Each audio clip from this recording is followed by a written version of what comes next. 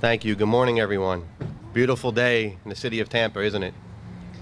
Welcome to the dedication ceremony for Reverend A. Brown Post Office. My name is Ernie Onley. I'm currently the OIC officer in charge in the city of Tampa.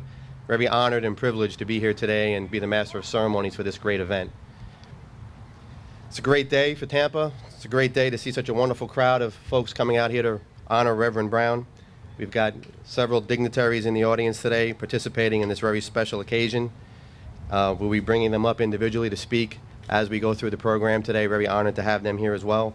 We've got postal employees in the back, managers and representatives from each of the stations, really showing their support for this event today. At this time, I would like to have everyone please rise for the presentation of colors by the Middleton High School Color Guard. Then please remain standing for the national anthem by the Howard W. Blake High School Quartet, followed by the Pledge of Allegiance led by Pierce Blount.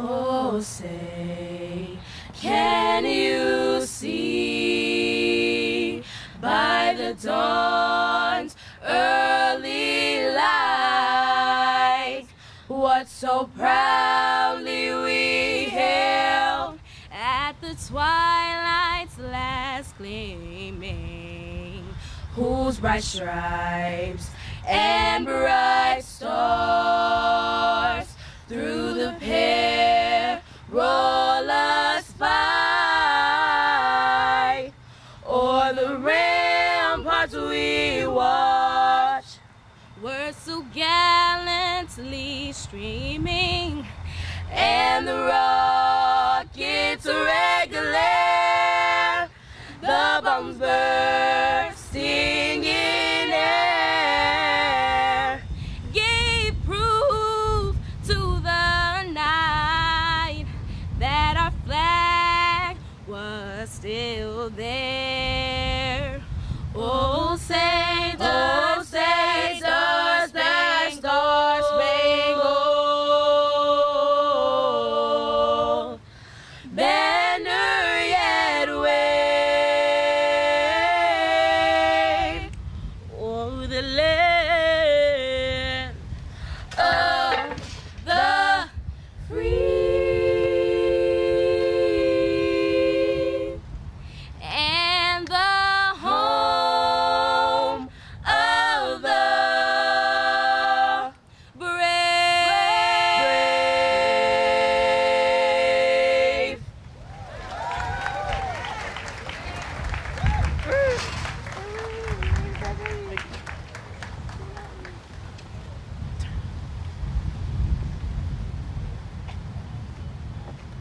I pledge allegiance to the flag of the United States of America and to the republic for which it stands, one nation, under God, indivisible, with liberty and justice for all.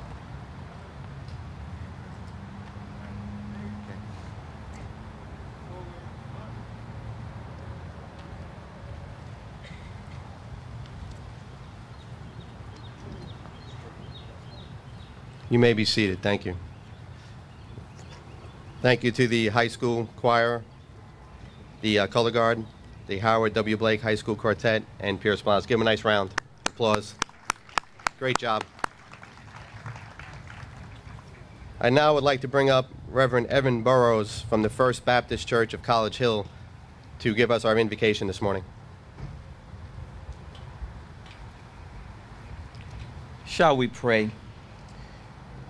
Almighty and ever-living God, we bid your presence with us who have gathered here to honor one of your choice servants. We thank you for his dedication and sacrifice to those in need, for his selfless acts of service and labors of love. May the remembrance of our beloved Abraham Brown spur others to a life of service to mankind everywhere. And so, our Father, on this momentous occasion, may your love fill all who have dreamed and planned for this day, and may they be filled with the sufficiency of your grace. May each of us go forth from this happy occasion with glad and thankful hearts. Amen.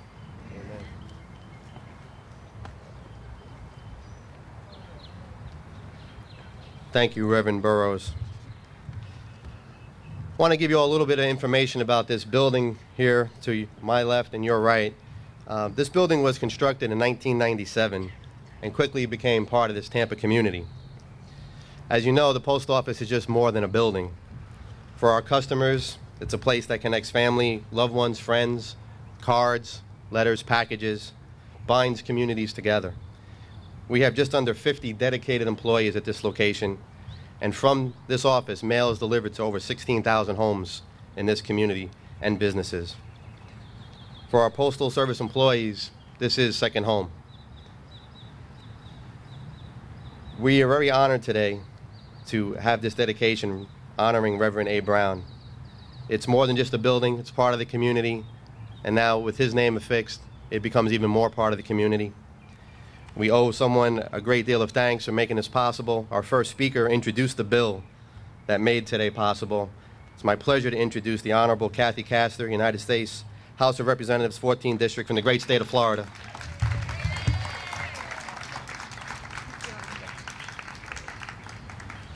Well, thank you, Ernie, very much, and thanks to everyone at the United States Postal Service for joining in this wonderful celebration of the life and accomplishments of the Reverend A. Brown, who was an inspirational leader in the Tampa community. And I am so proud that we can all gather together to dedicate this very important lifeline, this post office, in his memory. Before I begin, I would like to thank Reverend Brown's family and ask each of them to stand. I'd like to introduce you, and if everyone could hold their applause until the end. You all are all continuing Reverend Brown's legacy of service, and I appreciate our partnership very much. Mrs. Altemis Brown, the widow of the Reverend, Ms. Mary E. May, granddaughter Morgan Bennett, son-in-law Mr. Milton D. Bennett, daughter Mrs. Kimberly Brown Blount, Mr. Robert P. Blount the third, son-in-law, Mrs. Vanessa Brown Bennett, daughter, grandson Miles Bennett, Robert Pierce Blount, grandson, daughter Ms. Ovita Brown, granddaughter Ms. Viclessa Mitchell, and grandson Abraham Mitchell. Anyone else in the Brown family that I didn't call? Thank you for your service and dedication to this community. We loved your dad and your grandfather and your husband. Reverend Brown devoted his entire life to helping others, whether it was in the classroom, the guidance office, on the football field, or in church, the great First Baptist Church of College Hill, or through all of his ministries. Reverend Brown was a Tampa native. He worked for the Hillsborough County Public Schools for 38 years as a teacher and a coach and an administrator. Reverend Brown's firm, foundation, and inspirational coaching helped him promote 16 athletes to professional football. Now, I had the honor of attending Hillsborough's Chamberlain High School while Reverend Brown served as dean before he retired. And I think I've shared with many of you on previous occasions, he was a tough cookie. He was the embodiment of moral authority. And I will never forget, you probably don't believe this, but I was sent to the dean's office at some point, and I think he had the alphabet that included the beginning of the alphabet, so as a C, Reverend Brown, Dean Brown was my dean, and you would sit down across from his desk And he wouldn't have to say very much at all. You all know this. He would he's a little bit larger, and he would just kind of look down at you as a student with those eyes, and they would pierce right through you. So I don't think I did anything wrong, but I think by the end of the meeting I had confessed and apologized and swore I would never ever get in trouble again in my life. Well, that was really just the beginning of his service as an educator, because after he retired, you know, he could have rested on his laurels, but he didn't. He had a higher calling, not just in church, but as the founder of the Prison Crusade Ministries. Now the Abe Brown Ministries, Inc., a nonprofit organization that enables offenders, ex-offenders, their families, and others at risk to achieve fulfilling lives. This is, again, the embodiment of moral authority and his call to service of the Lord. He believed in second chances for no matter where you came from throughout this community. That's one of the reasons we honor his legacy here today. For everything he did for this community, for those families, for people who need a second chance, it's entirely appropriate, I believe, that we dedicate this building in his honor. I want to thank the other members of the Florida Congressional Delegation who co-sponsored my bill. The bill passed the House of Representatives and the United States Senate unanimously. When does that happen? These days. I'd like to thank Digna Alvarez, who is here representing Senator Bill Nelson, who was my partner in passage of the legislation. But most of all, I'd like to thank this community who recognizes that it is important to honor the lives of our community heroes. Those who have given so much to this community deserve that honor, and I feel so privileged to have shared a small part, played a small part in honoring Reverend Brown today. Thank you very much.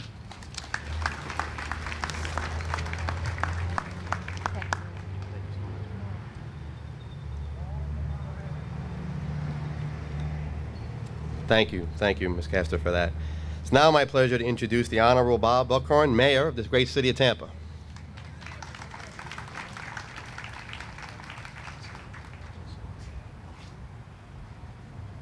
Good morning. As many of you know, our favorite Congresswoman just got back from Cuba. And I was reading in the papers where Beyonce was in the same hotel. And that there was a huge crowd out there yelling something. The newspaper said they were yelling Beyonce. I think they were yelling Kathy Castor. Thank you, Kathy, for making this happen today. Yeah. This would not have happened without, in spite of all the best intentions from all of us at the local level, in spite of all the best intentions from those of us here in this community who knew and loved Abe Brown, this would not have happened without Kathy Castor. So, Kathy, thank you for what you did. I don't intend to repeat what Kathy just said. I couldn't have said it any better. He was a great guy. I did not have a chance to know him when he was the dean, and just for the record, I was never in the dean's office. I was in the probation officer's office. I spent my life on double secret probation. But I have known him for the 25 years that I have been here, and when you talk about people who not only talk the talk, but who walk the walk, that's Abe Brown. I mean, he has been such a quiet force in this community for so long, leading his life and living his life by example, not just talking about it, not just caring about getting in the newspaper, not just about the accolades, but in his own quiet, dignified way, he went about setting an example for all of us to live up to. You know, it's not the formal eulogies that you hear that really make a difference and take the measure of a man or woman's life. It's in the unspoken and heartfelt affection of those folks whose lives you have touched. Abe Brown touched a lot of lives, and we are grateful for it. This city is better because of it. And today we get to honor one of our best, and one of the best that has ever walked this community's paths and walked its streets. We are lucky for having known him, and I am honored that he was my friend. Thank you.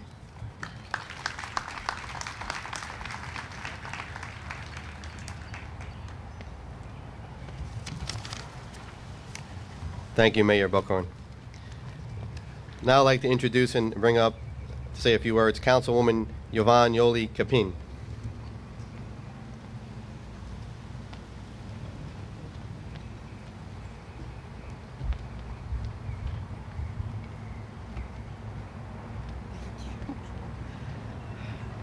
As you can see on your program, it says Frank Reddick. But I want you to know I had nothing to do with the flat tire he had, so that I could be up here and speak.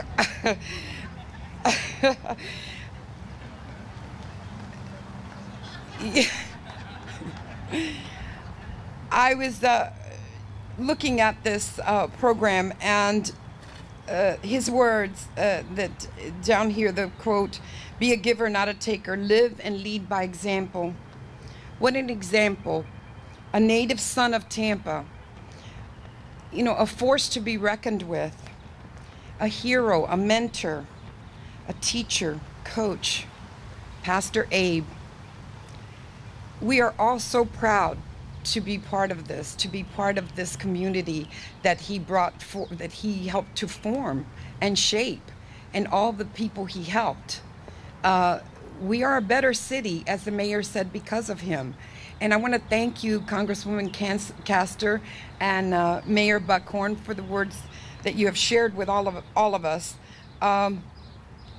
It is an honor for me to be here. I was asked as I walked up, but I am so happy that I was asked to say these few words. Community hero, our native son, Pastor Abe Brown, will live in forever, and this with his memory, with this post office in his honor. Thank you.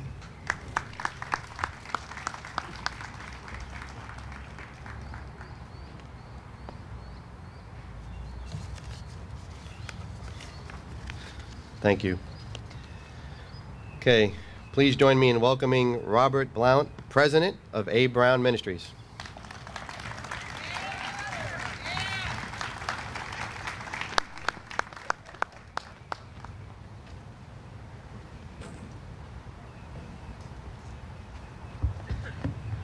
Well, I had asked the family to gather with me at the podium because I think far too often you see a single face, but there is a unified front behind the legacy of Reverend A. Brown. Today, we gather together to commemorate the life's work and the legacy of Reverend Abraham Robert Brown. Reverend Brown, or Daddy B as I called him, gave 38 years of his life to this community, educating and training up students as a teacher, as a football coach, and as a dean. In 1976, he incorporated what we now know as A. Brown Ministries and entered the mission field of prison ministry and offender reentry. He was called into the pastorate at First Baptist Church of College Hill in 1992, and he retired as senior pastor in 2007. He was educator, he was coach, he was administrator, he was founder, he was chief executive officer, he was the community's pastor. He was a man of few words, but when he spoke, he had something to say. Reverend Brown was a man full of wisdom, who served the least with humility, love, and integrity. In his words, he would say, "Be a giver, not a taker. Live and lead by example." Throughout the last 2.5 years, people have wondered, and some have even been so bold as to ask, well, what will happen now that Abe is gone?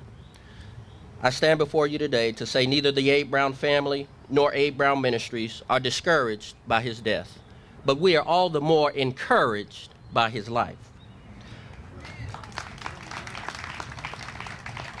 Reverend Brown left a legacy of service among the least of us, and today we uphold that legacy.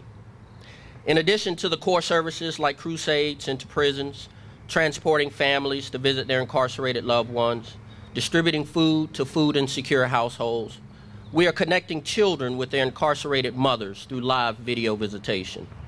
We are pursuing federal funds to adequately organize and resource the It's Your Move mentoring program for both male and female citizens who are returning from prison. With some initial capital investment from the state of Florida, this fall we hope to launch Ready for Work Hillsborough, which is a nationally recognized reentry and workforce development program for citizens returning from incarceration. Now, all of these initiatives require resources, both people and money. And one of the newest ways that we raise money is through the game of golf, a sport that Reverend Brown loved dearly. In fact, I think that some of my sister-in-law's allowance was generated on Rogers Park golf course. That was pre-pastorate, though. On Saturday, June 1st, Abe Brown Ministries, along with two-time Super Bowl champion Anthony Booger McFarland, who is with us today, will host the second annual Abe Brown Legacy Golf Tournament at Innisbrook.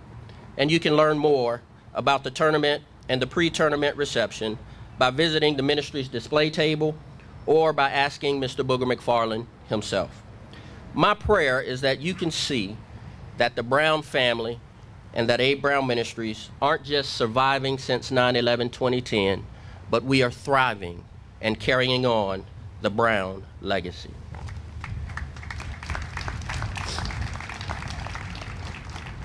On behalf of the Brown family, I personally thank each and every one for standing with us and continuing to support the life's work of Reverend Abe Brown. We are sincerely thankful to Congresswoman Kathy Castor, who worked relentlessly first to save this post office and worked feverishly and diligently in getting these accommodations in honor of Reverend Brown.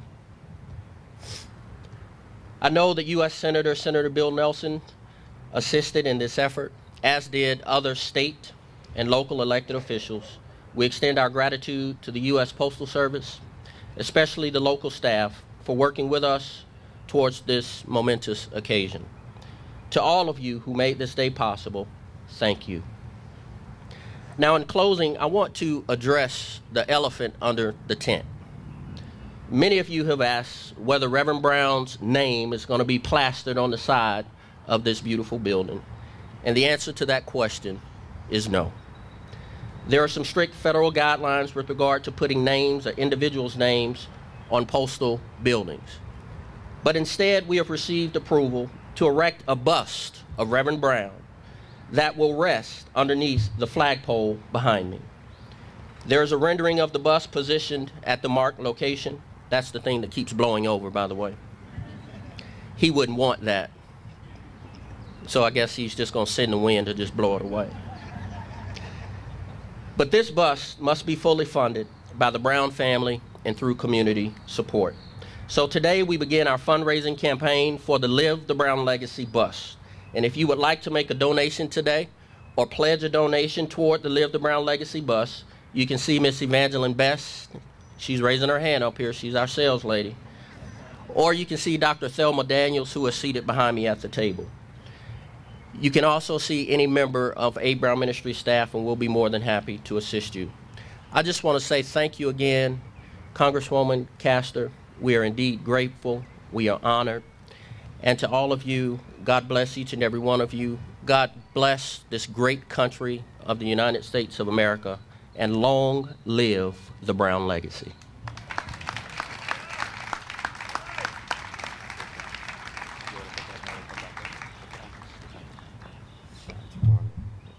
Okay, great. Thank you, Robert. The moment we've all been waiting for. We're going to unveil the plaque that will hang in Reverend Brown's honor at this location. If we could invite Kathy Castor to come up with Robert, we're going to do the unveiling.